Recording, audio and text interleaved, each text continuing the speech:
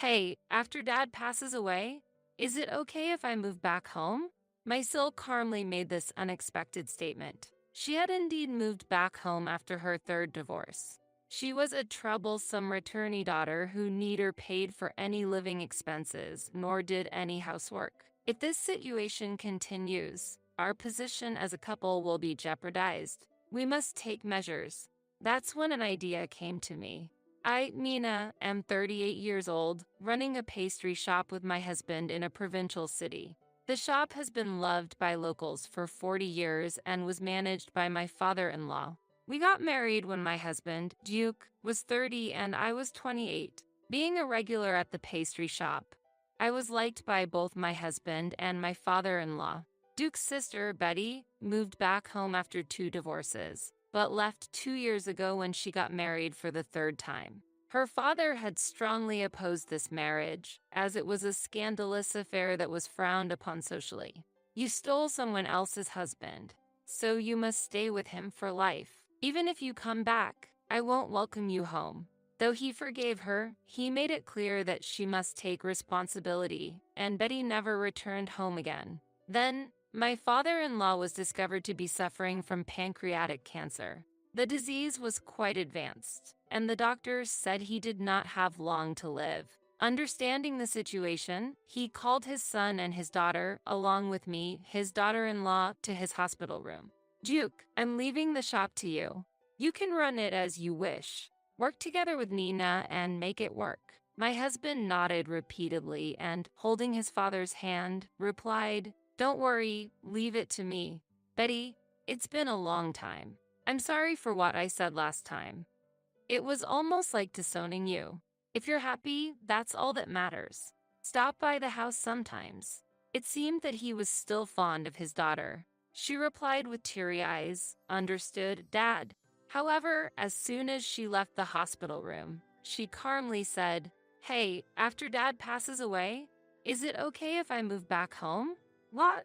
My husband, Duke, and I were shocked, and we couldn't immediately understand the meaning of her words.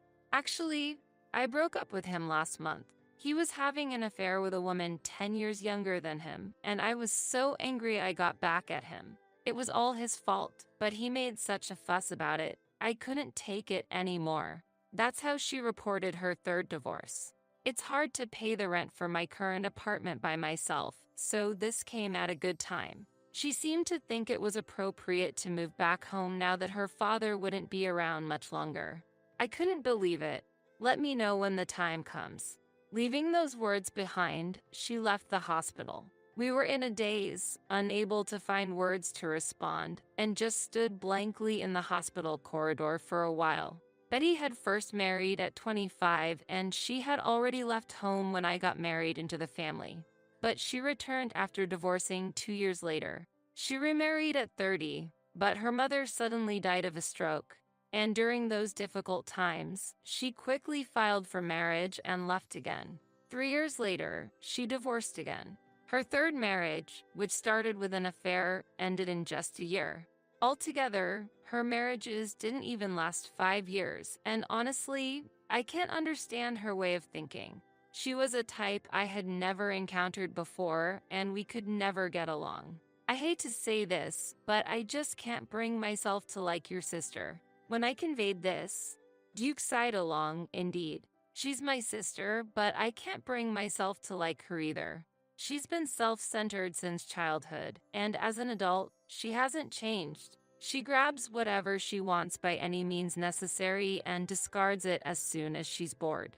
She lacks compassion. Just imagining living together with her again made my spirits sink. My father-in-law passed away 10 days later. He was a beloved local shop owner and a friendly figure who also served as a community leader.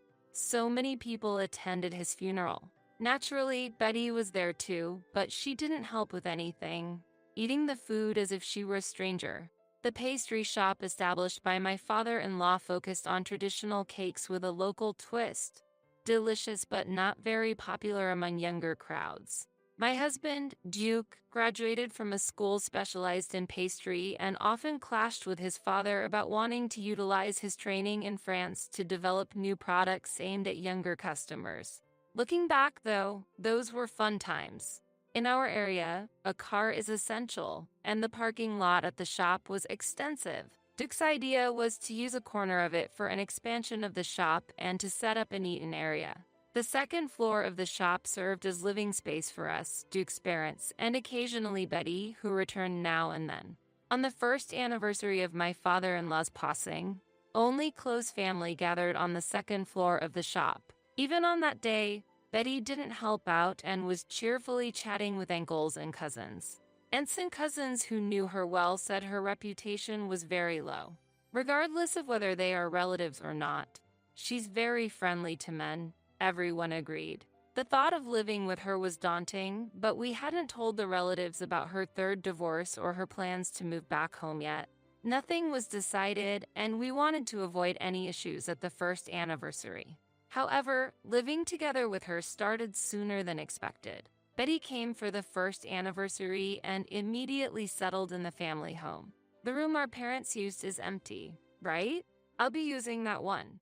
The moving truck is coming tomorrow, so help me out, she declared. I had never been so surprised. It seemed she had planned to live with us from the start, intending to take over their parents' spacious room instead of her old, smaller one. Although Duke expressed his dissatisfaction, the volume of belongings that arrived the next day wouldn't fit in the small room, and we had no choice but to move them into the larger one. From that day on, she lived a carefree life.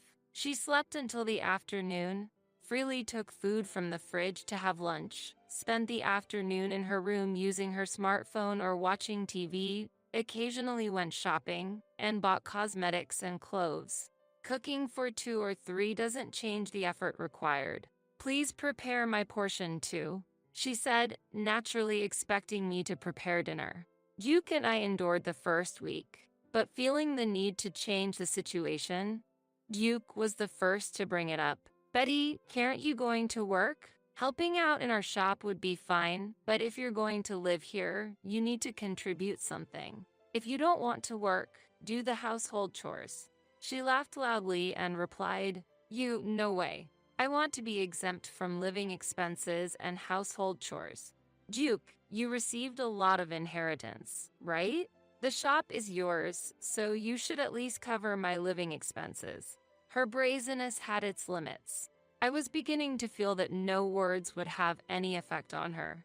Duke could only sigh and respond with a resigned, okay. Then one day, Duke came to me somewhat excited. Nina, I got a call from that bar. They're reopening today. Moonlight, it's been over a month, hasn't it? Shall we go tomorrow? Moonlight is a speakeasy-style bar located just a 5-minute walk from our house. It's more of a literal hideaway than just speakeasy style. A small gate features a modestly affixed sign with Moonlight engraved on a 2-inch square metal plate, making it look like just an ordinary house at first glance.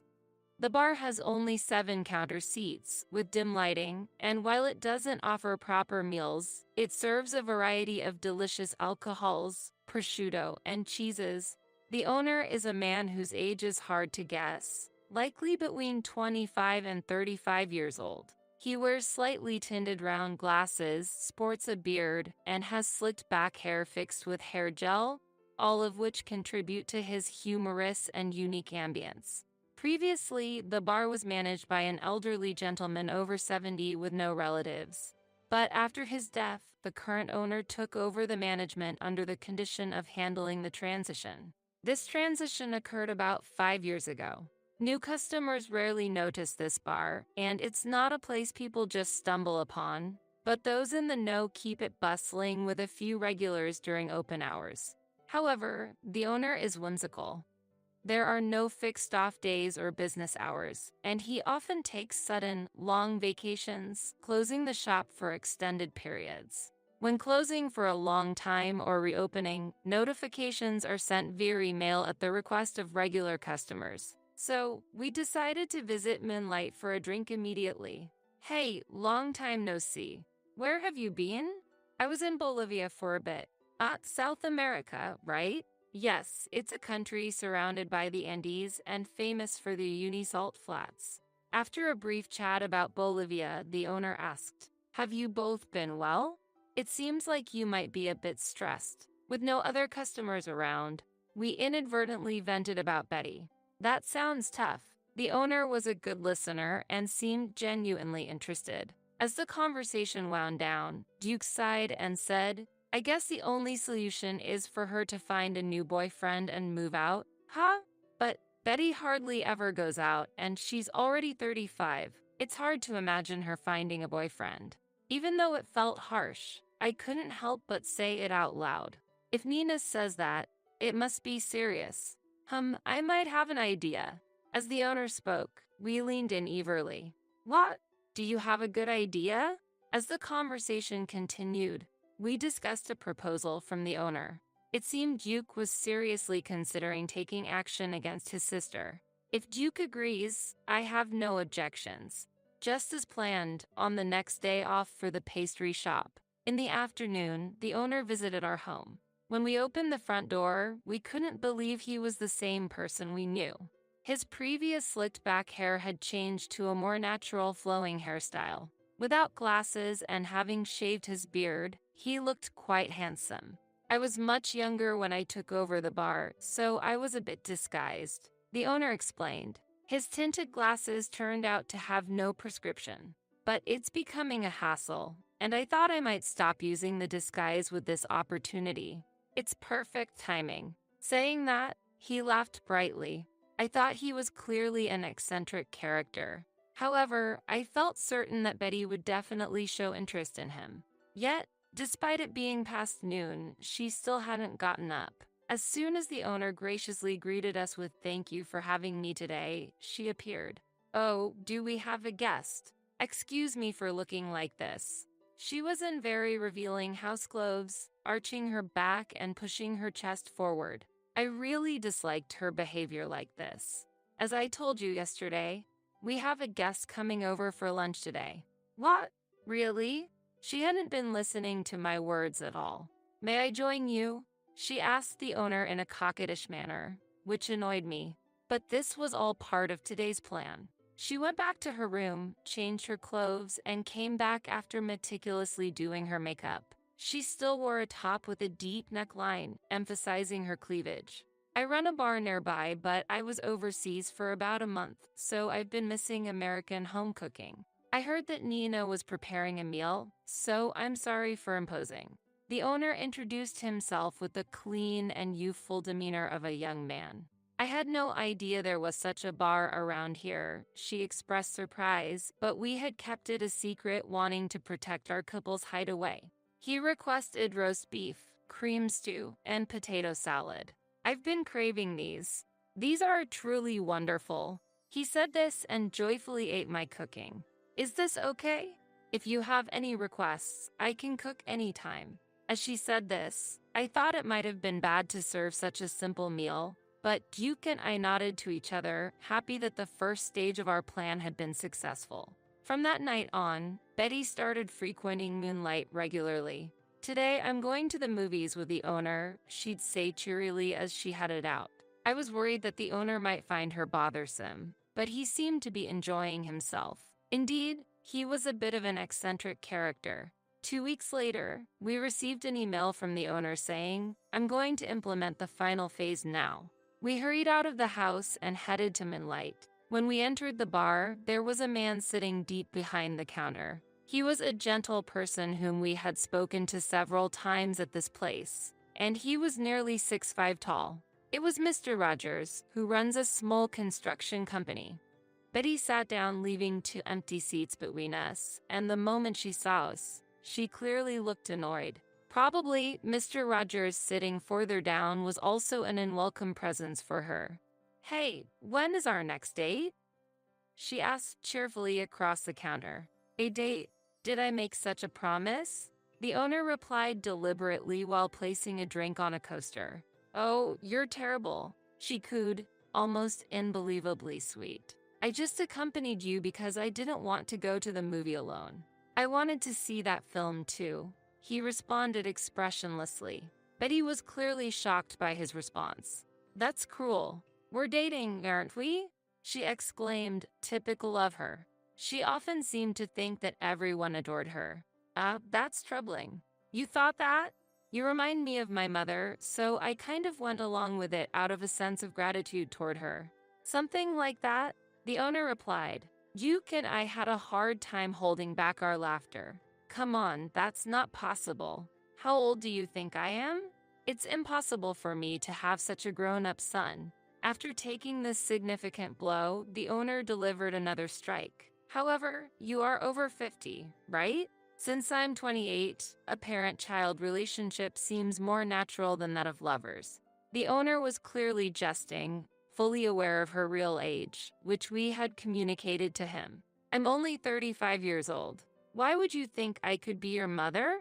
She seemed genuinely upset, but then she quickly moved next to Mr. Rogers, asking in a coquettish voice, Do I really look that old? Confirming target change. The owner said quietly.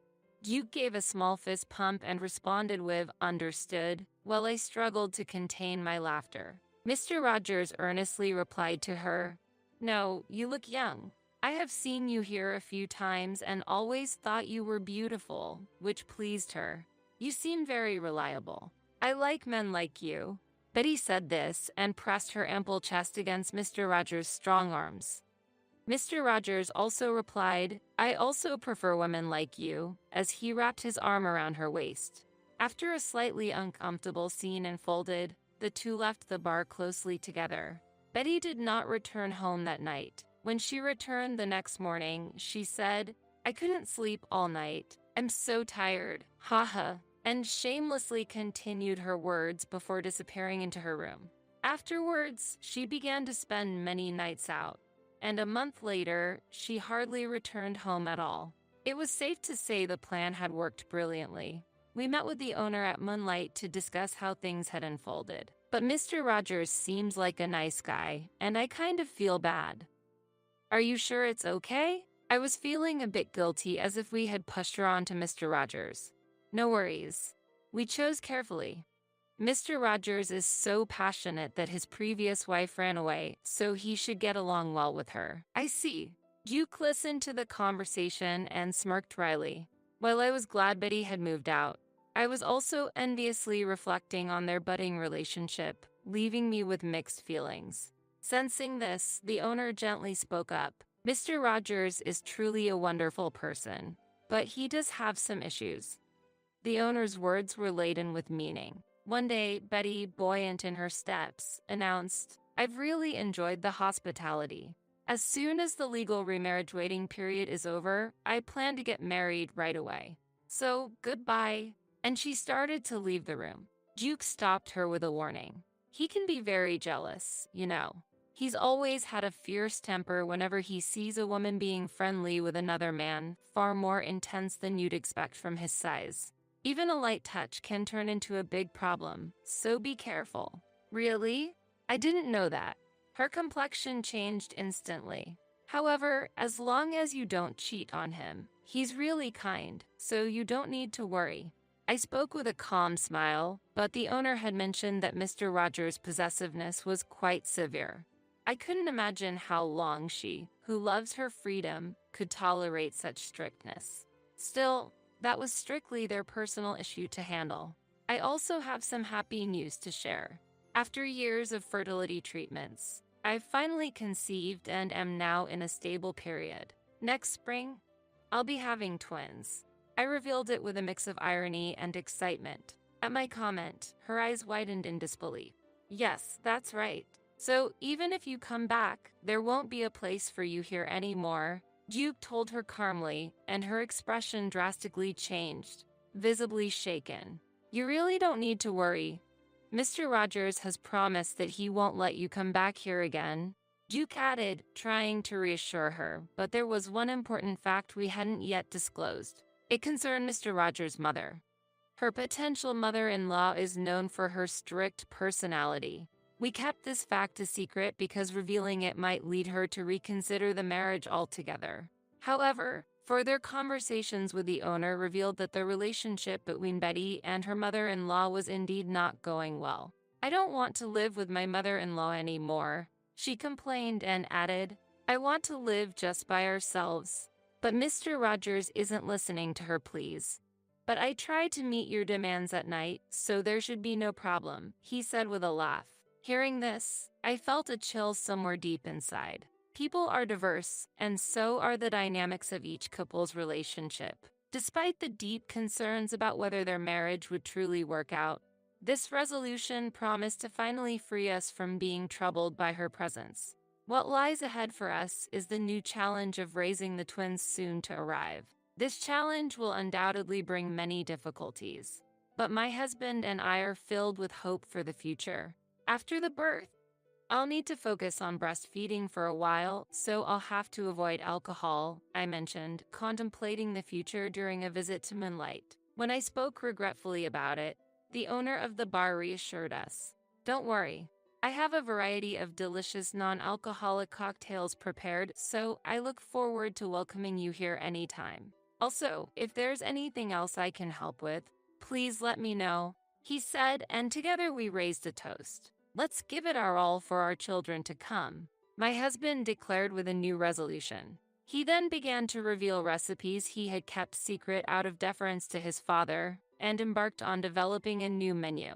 Some of the dishes he created were particularly appealing to the younger crowd, both in taste and appearance, making for stylish and photogenic cakes that did well on social media. They quickly became popular items, drawing long lines of people eager to purchase them. The owner of Moonlight also showed interest in trying out these cakes at his bar and made a special request for a cake infused with enough alcohol to get tipsy from eating it, truly highlighting his unconventional nature. Even if there was a possibility that my sister-in-law might return, my husband and I vowed to firmly refuse her re-entry because we now have a new family to protect and